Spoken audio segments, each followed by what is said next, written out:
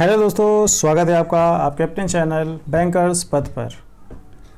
आप सभी के द्वारा एक क्वेश्चन बार बार पूछा जा रहा है कि कर्नाटका बैंक की जो क्लर्क की वैकेंसी आई है, क्या हमें अप्लाई करना चाहिए, पेपर का स्टैंडर्ड क्या होगा, कितनी वैकेंसी हैं, लास्ट ईयर कट ऑफ क्या था। ठीक है, ऐसे बहुत सारे क्वेश्चंस आप लोगों के आए हैं। चूँकि ये एग्ज़ाम मैंने भी दे रखा है तो इसलिए मैं आपको ज़्यादा अच्छे से बता पाऊँगा। तो अगर लास्ट ईयर की बात करें तो कर्नाटका बैंक के द्वारा पीओ की वैकेंसी निकाली गई थी समथिंग 2019 के लास्ट में, और इसका जो एग्ज़ाम था वो फरवरी 2020 में हुआ था। उसके बाद लॉकडाउन वगैरह लग गया। इसका जो इंटरव्यू था वो 2021 मार्च में हुआ जाके, मेरा 1 मार्च को शायद था पीओ का इंटरव्यू, और क्लर्क की वैकेंसी उसके 1 साल पहले आई हुई थी। तो अगर बात की जाए कि एग्ज़ाम का स्टैंडर्ड क्या रहता है, क्या आपको अप्लाई करना चाहिए, तो देखो भैया, एक साफ साफ बात, यहाँ पर कुछ भी ओपन नहीं है। ना तो आपको वैकेंसी पता है कि कितनी वैकेंसी है, ठीक है, ना आपको लास्ट ईयर कट ऑफ पता है, क्योंकि किसी का स्कोर रिलीज़ नहीं किया जाता है। बस आप एक ही एग्ज़ाम होता है, आप एग्ज़ाम देके आएंगे और हफ्ते और 10 दिन के बाद आपका रिज़ल्ट आ जाएगा और दिखा दिया जाएगा कि हाँ you are shortlisted for interview. और इसका जो इंटरव्यू होता है कर्नाटका बैंक के हेड ऑफिस मैंगलोर में ही होता है। अदर कहीं इंटरव्यू नहीं होता, तो आप सभी को ट्रैवल करके मैंगलोर जाना पड़ेगा, वहाँ पे आप इंटरव्यू देंगे और एग्ज़ाम के लास्ट स्टेज तक वैकेंसी क्लियर नहीं होती हैं, फाइनल रिज़ल्ट आता है।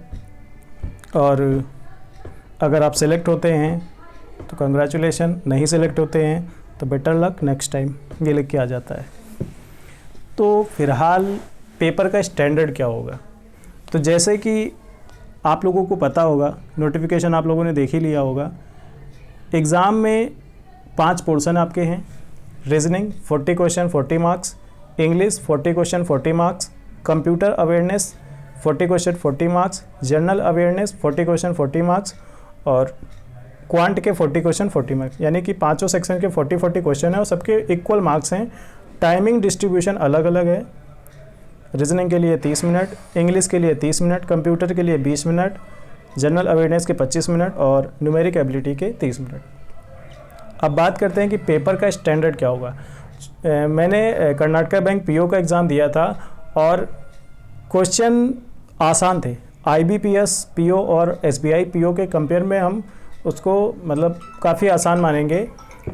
अगर IBPS और SBI 100% है तो आपका कर्नाटका बैंक 40% पे आएगा डिफ़िकल्टी लेवल। अगर वो 100 है तो ये 40, तो आप इसको मान सकते हैं कि राउंड अबाउट ये RRB PO, ठीक है। और अगर ये क्लर्क का एग्ज़ाम है तो RRB क्लर्क के लेवल का आपका एग्ज़ाम होगा। तो अगर आप हाल ही में SBI क्लर्क वगैरह एग्ज़ाम की तैयारी कर रहे हैं तो आप इस एग्ज़ाम को दे सकते हैं, लेकिन इस एग्ज़ाम की स्टक होकर तैयारी नहीं करनी है, क्योंकि यहाँ पे कोई भी चीज़ क्लियर नहीं है। और तो यही कुछ एक बातें हैं। यहाँ पे आपको वैकेंसी भी नहीं पता है, आपका स्कोर आपको नहीं बताया जाएगा, लास्ट ईयर आपका किसी का आप मतलब रिव्यू नहीं देख सकते हैं। तो और दूसरी चीज़ है कि क्या ये परमानेंट जॉब है, तो हाँ भाई ये परमानेंट जॉब है और कर्नाटका बैंक लिमिटेड कंपनी है, गवर्नमेंट जॉब नहीं है, परमानेंट जॉब, प्राइवेट सेक्टर की जॉब है। थोड़ा आपको प्रेशर रहेगा, टारगेट रहेंगे वो आपको अचीव करने होंगे। गवर्नमेंट जॉब में भी गवर्नमेंट बैंक जो भी हैं उनमें भी आपके टारगेट होते हैं, लेकिन इतनी हेक्टिक जॉब नहीं होती। लेकिन यहाँ पे आपको थोड़ा ज़्यादा प्रेशर में काम करना पड़ेगा। फिलहाल वैकेंसी अच्छी है, आप बेरोज़गार हैं, अगर आपको लगता है एकदम डिवोटेड होके कर्नाटका बैंक की तैयारी नहीं करनी है, अगर आप SBI क्लर्क, IBPS क्लर्क या आने वाले RRB क्लर्क वगैरह की तैयारी कर रहे हैं तो आप इस एग्ज़ाम को दे सकते हैं। कोई एग्ज़ाम ज़्यादा टफ होने वाला नहीं है।